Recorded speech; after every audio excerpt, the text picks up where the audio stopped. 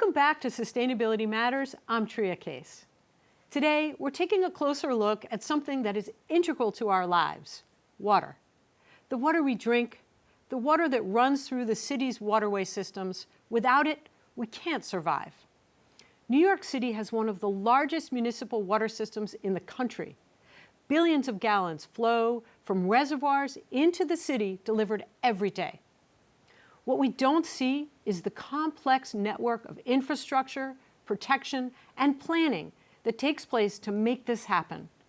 At the same time, many of our local waterways, like the Bronx River, have faced decades of pollution, neglect, and inequity.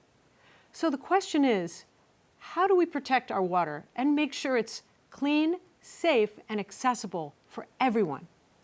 Today, I'm joined by three incredible guests who will help us answer this question. Tracy Brown, president of the Riverkeeper, an organization that protects the Hudson River from source to sea and safeguards drinking water supplies.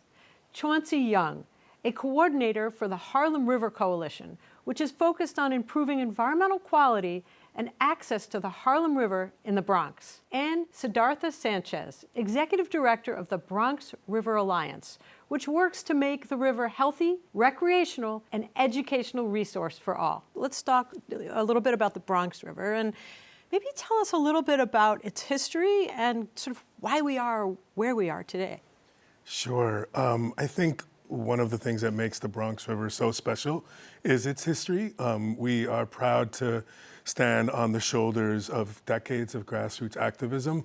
People from the community were able to work with partners in government to really take what was once this toxic waterway and transform it into a vibrant ecological resource for the watershed communities. We say that in the 90s in particular, once the work started really getting going with government at the table, community worked with the Army Corps of Engineers to remove over 69 cars and 30,000 tires, a testament to how polluted and contaminated the waterway was. And today we celebrate having thousands of migratory alewives swim upstream, bald eagle sightings and dolphins and even sharks in the estuary part of the river. And we bring a significant amount of our community out many times for the first time to enjoy what it is to paddle and experience the water. It's wonderful to hear about our efforts to come back to the water. And that makes me think of the Harlem River, Chauncey, where it has an incredible history of recreation. 100%, Tria. The Harlem River, in a lot of ways, was the heart of recreational boating in New York City and also for the region. Back in the 1800s, it competed and rivaled, the Charles River in Boston and the Schuylkill River in Philadelphia. There were over 50 boathouses along the Harlem River. And from the Harlem River Drive, when it was not yet a highway, but a dirt path that was used for racing horses, people would crowd along the shores to watch the races happen. So it does have an incredible history. Unfortunately, we lost that access with Robert Moses, but we're bringing that back. We have Row New York that has been there since the early 2000s on the Manhattan side. And just this year, with the support of New York City Parks, Commissioner Iris Rodriguez, and now Commissioner Shimomura, we are bringing back canoeing and kayaking here in the community. So we're very excited in the Bronx. Amazing. I grew up in Poughkeepsie, New York, so I grew up right near the Hudson, and it's incredibly beautiful. And I know that there's been some commitments to being able to swim in the river here in New York City. What is happening now to try to make that happen? Yeah, so the Hudson River has had a similar arc to the other rivers. We had our glory days. We had a big commercial fishing industry before wanton pollution happened. We got down to a point where we only have 4 official public swimming locations on the entire 150-mile long estuary. By comparison, Long Island Sound, which is the same length, has 225 swimming locations. So we lost our commercial fishing industry, we lost our access, but we are definitely in a regenerating period where people are coming back. The work to get industry into compliance with laws has been effective, and now people are asking this question, can I swim in the river? Which is a question they would not have asked a generation ago. So it's a great question. We at Riverkeeper have had to update our work to even start answering that question. So we started doing water quality monitoring about 15 years ago, looking at the main thing that keeps beaches closed, which is fecal bacteria. So you're talking about sewage or animal waste in the waterways. That's the way that beach safety is measured. So we started looking at that, and it really uncovered such an interesting story about where the areas are clean, where the areas are dirty, and really got us deeply involved in sewage infrastructure and wastewater treatment. There is a huge amount of variability of where and when it could be safe to swim. But the general rule of thumb is that a lot of that sewage pollution is triggered by rain.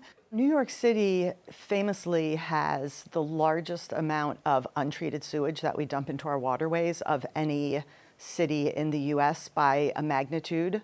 When it rains, our sewage system gets overloaded because 40% of our sewers are combined with rainwater and the sewage infrastructure. So we have what we call combined sewer overflows. So when it rains in those areas of the city, you have untreated sewage from our communities and the rainwater runoff from the streets dumping into all of our waterways to the tune of about 21 billion gallons of sewage every year. And just to give you a sense of what that looks like, that would be filling the Empire State Building 72 times with sewage and dumping that into our rivers. Wow. So the next closest community by volume is Boston, which has around 1 billion and often less than 1 billion. So we have 21 billion gallons a year of pollution going into our waterways because we don't have enough wastewater infrastructure treatment happening and we don't have enough storage. So one of the things that we all work on, in addition to trying to get more sewage treatment, trying to get more storage capacity, is capturing the rain. Exactly. If we can capture the rain, then we can reduce the volume of sewage that's going out into the waterways. What are the types of things that you're doing to try to make that happen? What the Mayor's Office of Environmental Justice and Climate Change has been advocating for is really, and all of us, our groups have been advocating for, is really looking at how we can do stormwater capture, right? So that could be a green roof on your building, right? That could be green space that is capturing water in our parks, along the roadsides, even planting trees and tree pits, those capture. So all the type of green that we're doing, that helps stop that overflow and stops our sewage going into our waterways. And it's very impactful. Yeah, I mean, on our end, we have been looking at how do we prioritize schoolyards in our watershed, looking at permeable pavement and other solutions to really capture stormwater before it gets into the sewers, and really reducing the load of stormwater that gets to sewage treatment plants. We do need big solutions, not just place-based solutions, but kind of macro solutions. Flooding mitigation being top of mind, but also heat island effect. In the South Bronx, 100%. We have a big problem with all of the concrete leading to significant extreme heat. We saw drought years the last couple years that impacted our parks in New York City. We saw brush fires along the Bronx River. Part of the solution for us is preserving kind of the functionality of these green spaces during dry spells, which is, I think, a critical. And that's climate change writ large that's really impacting us. Yeah, but the truth is we really need all of these programs working together. Every greenway, every mile of greenway that's been built should be built with green, porous pavement or porous concrete. It should be seen as a heat sink. Every project that's being built along the waterfront, how are we incorporating green infrastructure into this? How are we incorporating gray infrastructure so that we're making sure that, if we build a sports field, we're going to be able to use that in a rain event, that sports field, that's happening. There's one space in Queens where they've done that, where the basketball court will collect all the rainwater during a storm event. that's transformational. It's making a space that the community can use, but also in the space of a rain event, you're not having that water going into the sewer system. And so it's a win-win, right? You're building green infrastructure, you're building more trees, you're addressing the heat island effect, and yet, you know, we're also improving our city because the storms are just going to continue to increase in volume. So we need to prepare for the future. Absolutely. I think it's important to highlight, you know, the sewage that comes from stormwater is a major problem. But even before we deal with that, we have to deal with the illegal hookups and aging infrastructure that is part of the watersheds in the Bronx River, right? So part of what we've been working on is really a 10-year plan looking at the physical infrastructure that is underneath our cities and towns to make sure that that's being upgraded and maintained and leading to a healthy, clean river.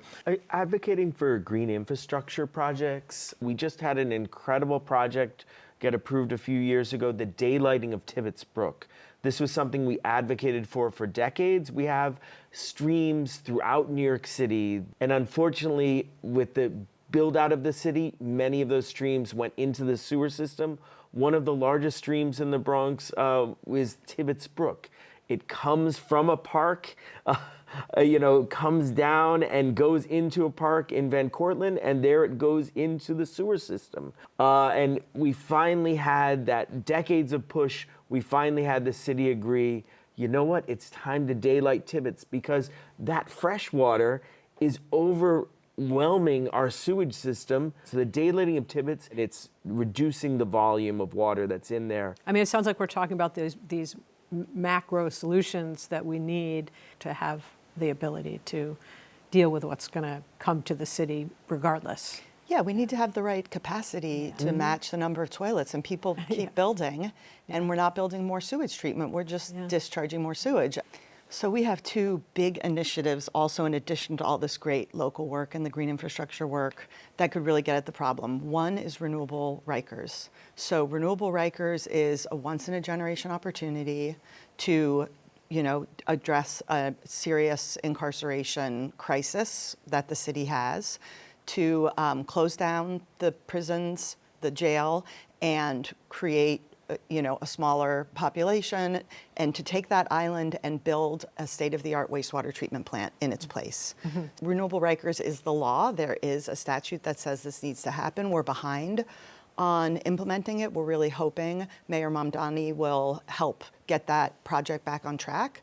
Even after we deal with our problems around this jail, we need to make sure the city doesn't sell that real estate because there's no other piece of land that they currently own that could hold a wastewater treatment plant and let us add to our capacity and really make the room to then improve the other plants and get the whole system working in a way that is more reflective of a modern city. And then the other piece, the second kind of systems piece, is we're all supporting a piece of legislation now called Rain Ready New York that would create an incentive for property owners to have green infrastructure where you would pay based on reducing, you get incentivized to reduce the amount of rain that's coming off of your property into the stormwater system, and then we get people incentivized to do green roofs, to plant trees, to do all these things. And we've seen in the past that that's really a very effective tool when we applied it to finally metering drinking water, which was so controversial for the city, and they kept building reservoirs, and finally they got the political will to say, let's just meter at the user end, and all of the crisis around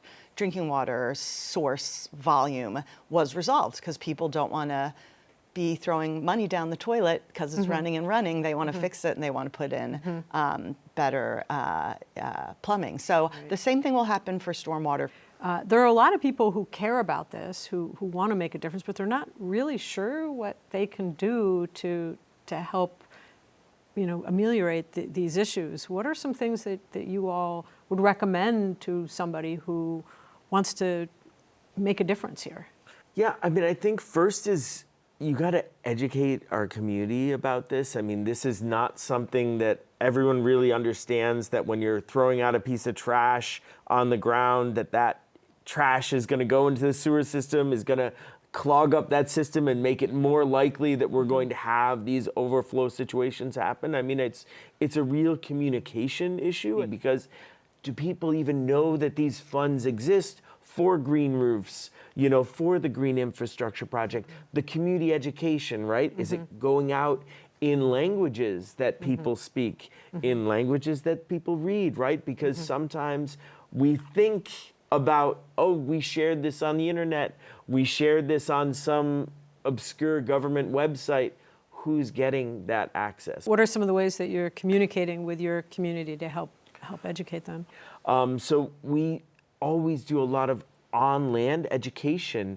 You know, we bring in state agencies and community organizers and activists to talk about, you know, what situations are occurring, the DEP to talk about what happens with green infrastructure. You know, every year, once a week, we partner with a national canoeing program at the state park. We get 500 to 1,000 kids out on the water. While they're waiting to get out on the water, we have 5, 6, 7 different on-land environmental education tables that all those kids are learning about, you know, what happens with the sewer system, what happens, you know, with green infrastructure, how that can help do that. What are the plants and animals that are in our community and in our river that we might be damaging if we're not taking care of our river? So part of it is really educating people. And I think that's exactly what has been the vision of the, you know, Bronx River Alliance for decades, that we're in a lot of ways following in the footsteps. Yeah, I mean, we're close partners, and I think the organizing model that we follow is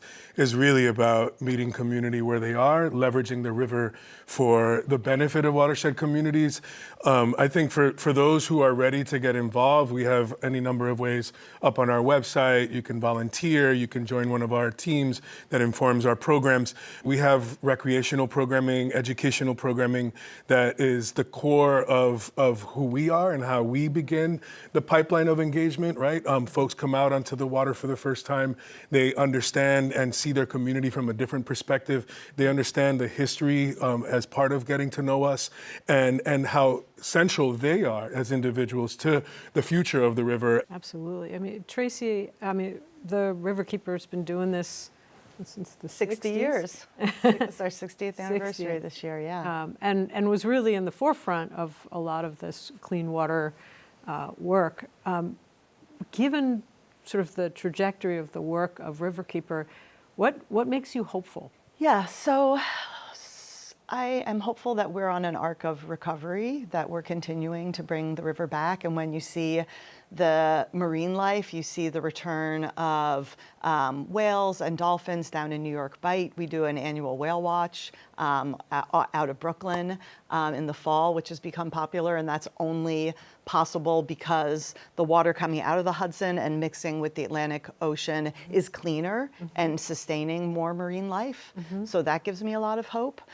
Hearing, you know, the progress of what our partner organizations do, like Siddhartha and Chauncey were sharing, getting more people who want to paddle. You know, once you start paddling and you get that personal relationship, then the next step is swimming. And once people are in the water, then you have this acceleration of a virtuous feedback cycle, because people, you know, then they have a personal connection to it. So that movement towards urban swimming, even though some people think, oh God, there's such a small group, it's kind of a radical fringe of people who want to swim in these waters. You look at cities like Paris and London, and you see how they've gotten their population back in the water, and they did it by stopping their CSOs, by putting more storage in and doing more treatment, and then building, you know, safe, accessible ways to get in and out that are appropriate for an urban landscape. I'm hopeful that New York, as a competitive city, will be spurred on by seeing those other cities get out in front of us and say, well, if they can do it in Paris and London and Copenhagen, et cetera, like, why can't we do it here? Because we can. So those pieces give me hope. Yeah. And we're behind. Chicago just had a large citywide swimming event last summer. That's right. Absolutely. So what are you most hopeful for?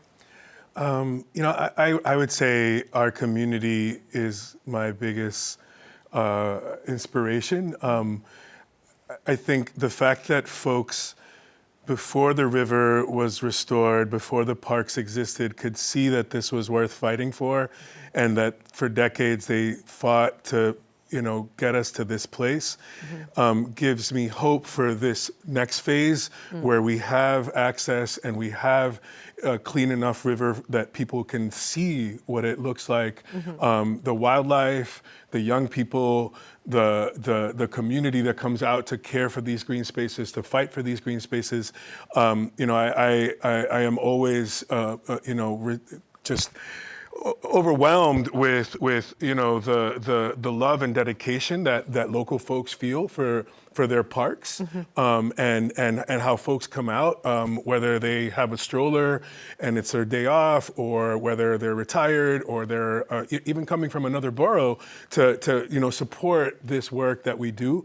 I think it's a real inspiration to me. I think the base of folks that come out to support the Bronx River's work and the work in their communities is also a base of folks that is critical to the future of the city and the future of our waterways. Wow. I want to thank the three of you for the work that you're doing and for making sure that we all realize how important water is to our lives. It's integral to our lives generally and here in the city, and it's important that our communities understand that and see that, and you're doing so much to put forward solutions, but also to educate and bring people forward. So thank you for that, and thank you for coming into the studio today to talk with us. Thank you. Thank you. Thank you. Now, Kyra Baytall is back with Green to Go, sharing simple, practical ways we can reduce pollution and enjoy our city's waterways in our everyday lives.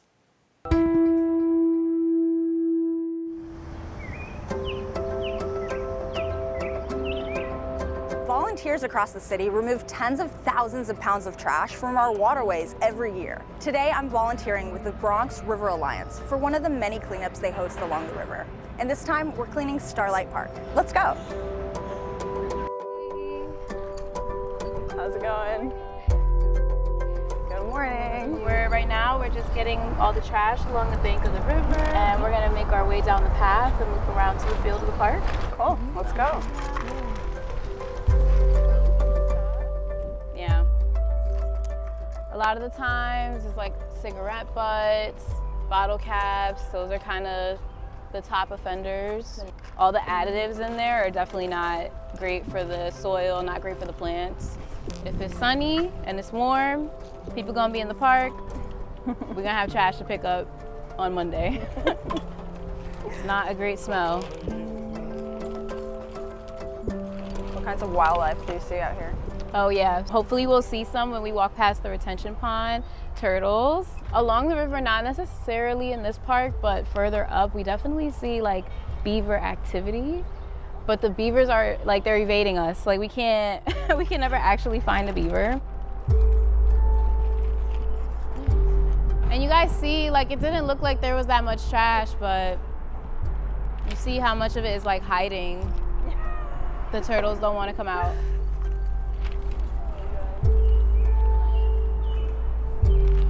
I'm gonna take the bag over this way, because they're finding a lot of trash over here.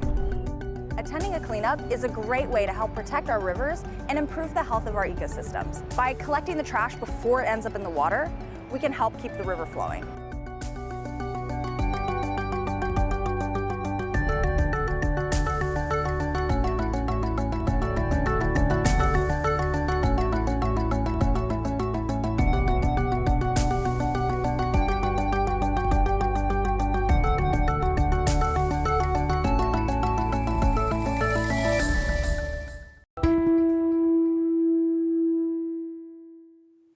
Thank you for joining us on Sustainability Matters. We want to hear from you. Follow us and message us on social media.